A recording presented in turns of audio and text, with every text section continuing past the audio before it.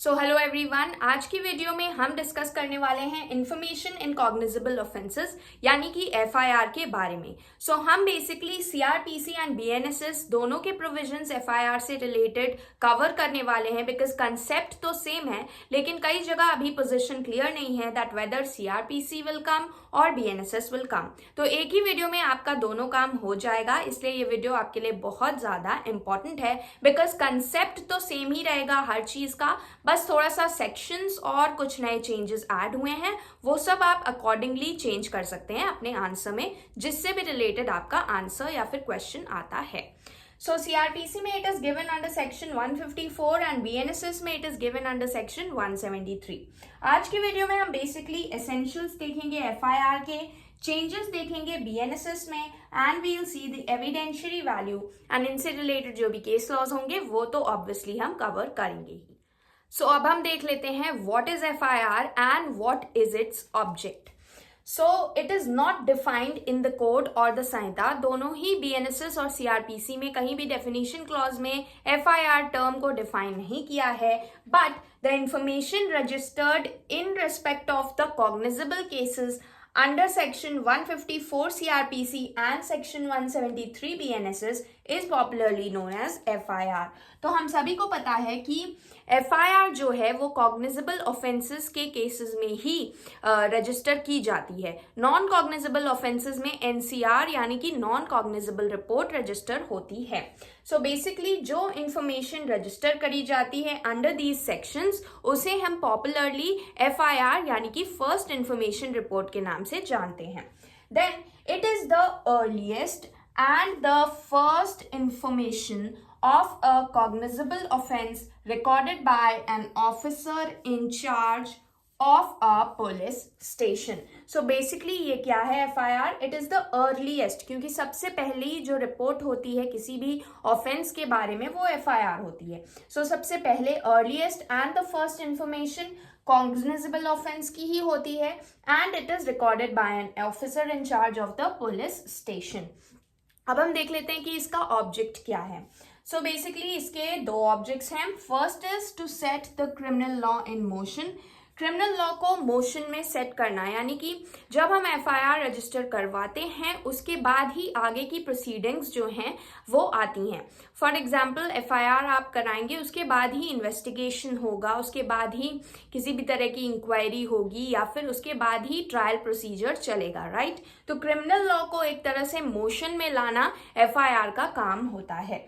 Then to obtain information about the alleged criminal activity, किसी भी criminal activity के बारे में इंफॉर्मेशन हम देते हैं इन्वेस्टिगेटिंग एजेंसीज को, क्योंकि जब तक उनको इंफॉर्मेशन नहीं दी जाएगी तब तक आगे की प्रोसीजर्स नहीं हो पाएंगे, right. So that they may take suitable steps in order to trace and book the guilty। इसी इंफॉर्मेशन के माध्यम से, इसी इंफॉर्मेशन के मिलने के बाद ही आगे की प्रोसेस होते हैं एंड उन प्रोसेसेस की वजह से ही जो इन्वेस्टिगेशन एजेंसी है वो suitable steps ले पाती है ताकि वो क्या कर सके, ताकि वो ट्रेस कर सके गिल्टी को, जो भी अक्यूज्ड पर्सन है उसे ढूंढ सके एंड फाइनली उसे बुक कर सके या फिर उसका कन्विक्शन हो सके। Let's see the essentials of section 154 of CRPC and section 173 of the BNSS। पहला जो essential है वो है it is an information which relates to the commission of a cognizable offense। तो ये सब हम लोग जानते ही हैं that कॉग्निजेबल ऑफेंस से रिलेटेड ही इंफॉर्मेशन को हम FIR कहते हैं। It is given by the informant to the officer in charge of police station. तो बेसिकली ये कौन देता है? इंफॉर्मेंट देता है। किसको देता है? Officer in charge of police station को। It may be given orally और इन राइटिंग। FIR को ओरली भी दिया जा सकता है, राइटिंग में भी दिया जा सकता है। In case it is given orally, it should be reduced to writing by officer in charge of police station. If informant orally बता रहा है तो फिर officer in charge of the police station उसको राइटिंग में रिड्यूस करेंगे। Then it should be read over to the informant। Informant को read करके बताया जाना चाहिए that what all information has been recorded by the officer in charge। Then it must be signed by the person giving it। सो जो भी इंफॉर्मेंट है वो इसे साइन करेगा, जो भी इसको बेसिकली दे रहा है वो इसे साइन करेगा।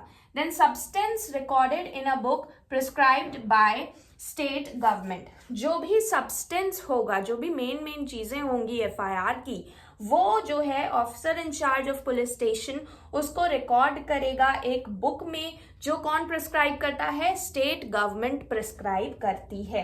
Then copy of information is given free of cost to the informant और द विक्टिम। सो जो भी इंफॉर्मेंट है या फिर विक्टिम है, इनको जो है एफआईआर की copy free of cost available करवाई जाएगी। तो ये सारे हो गए हमारे एसेंशियल्स। अब आगे के कुछ और प्रोवाइजोस देख लेते हैं जो कि इन सेक्शंस में गिवन है। The first proviso to section 154 clause 1 of CrPC and 173 clause 1 BNSS का हम देख लेते हैं, because these are important for your prelims के एमसीक्यूज, ठीक है।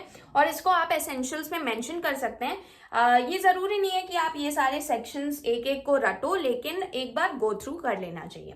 जो फर्स्ट प्रोवाइजो है इन दोनों ही सेक्शंस के क्लॉज 1 का, वो कहता है if information given by a woman against हुम an offence under these sections. अगर कोई वुमेन है वो इंफॉर्मेशन देती है एक ऑफेंस की जिसके अगेंस्ट ये सारे ऑफेंसेस हुए हैं, तब अलग तरह का प्रोसीजर बताया गया है। तो सीआरपीसी के अंदर बोला गया है कि अगर उस वुमेन के खिलाफ ये सारे ऑफेंसेस हुए हैं आईपीसी के, देन, और बीएनएसएस में बोला गया है अगर इन सब सेक्शंस के अंदर ऑफ द बीएनएस उसके खिलाफ कोई भी ऑफेंस हुआ है, तो वो ऑफेंस जो है alleged to have been committed or attempted, यानी कि ये ऑफेंसेस कमिट हो गए हों या फिर अटेम्प्ट भी किए गए हों, तो फिर इस इंफॉर्मेशन को रिकॉर्ड कौन करेगा?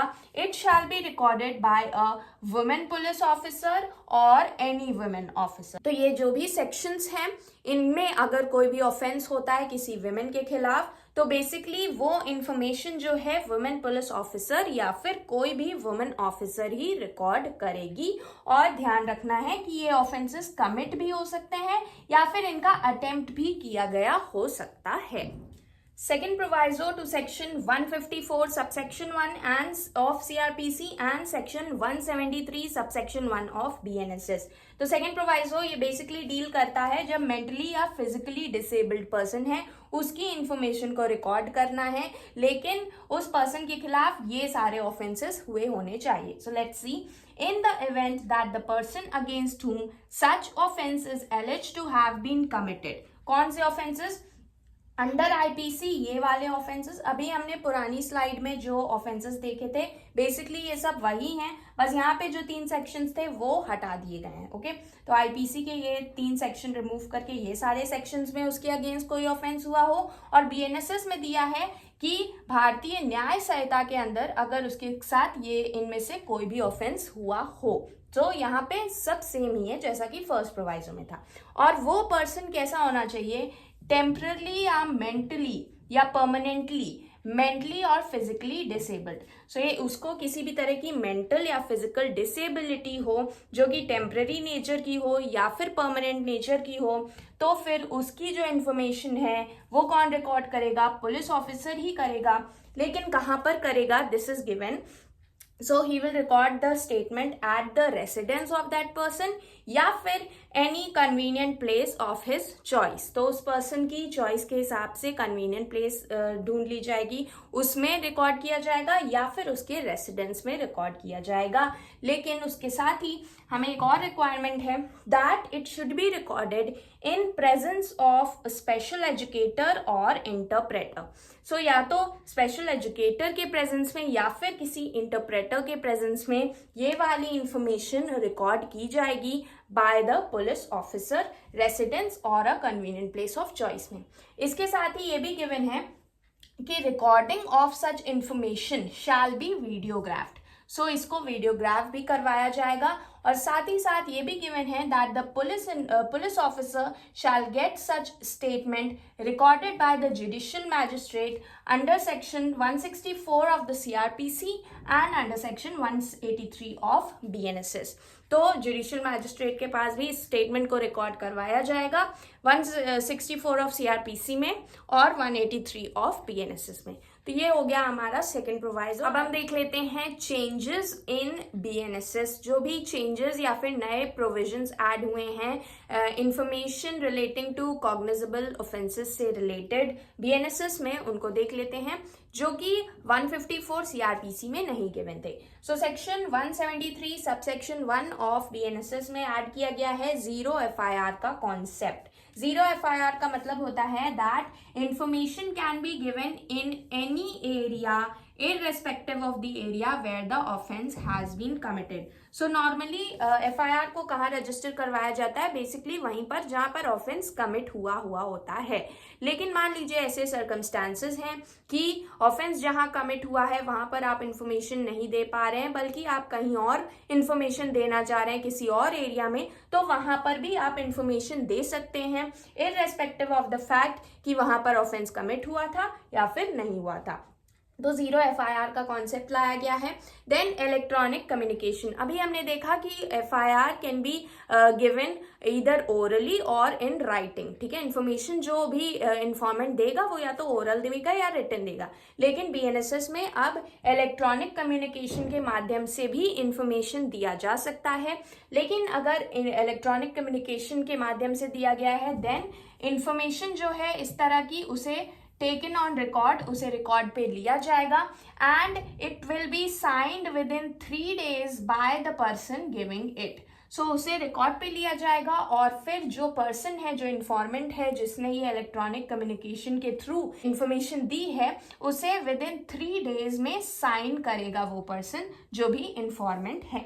नेक्स्ट जो है सेक्शन 173 सबसेक्शन 3 ऑफ बीएनएसएस में कुछ नई बातें बताई गई हैं। So on receipt of information relating to an offence which is a cognizable offence in which the punishment is either 3 years or more but less than 7 years. So basically अगर कोई ऐसा ऑफेंस है जो कि कॉग्निजेबल ऑफेंस है और जिसकी punishment 3 years या उससे ज्यादा है लेकिन 7 years से कम है, तो फिर क्या करना होगा? तो फिर ऑफिसर इन चार्ज जो है वो डिप्टी सुपरिटेंडेंट ऑफ पुलिस की परमिशन ले करके या तो प्रिलिमिनरी इंक्वायरी कंडक्ट कर सकता है विद इन 14 days या फिर प्रोसीड कर सकता है investigation if there exists a prima facie case. So basically ये प्रोविजन यही कहना चाह रहा है कि कोई ऐसा ऑफेंस है जो कॉग्निजेबल नेचर का है और जिसकी पनिशमेंट 3 years और मोर है बट लेस देन 7 years है और उसकी इंफॉर्मेशन पुलिस ऑफिसर के पास आती है, तो वो डीएसपी की परमिशन लेकर एक प्रिलिमिनरी इंक्वायरी कंडक्ट करवा सकता है। प्रिलिमिनरी इंक्वायरी वो तब कंडक्ट करवाएगा बेसिकली जब उसे कोई प्राइमा फेसाई केस बनता हुआ नहीं नजर आ रहा है, तो वो 14 दिन के अंदर प्रिलिमिनरी इंक्वायरी कंडक्ट करवा देगा।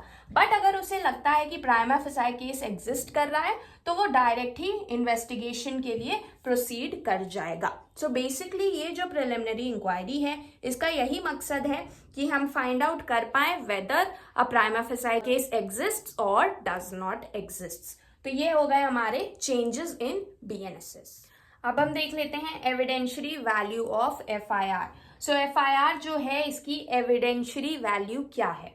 सो basically it is not a substantive piece of evidence.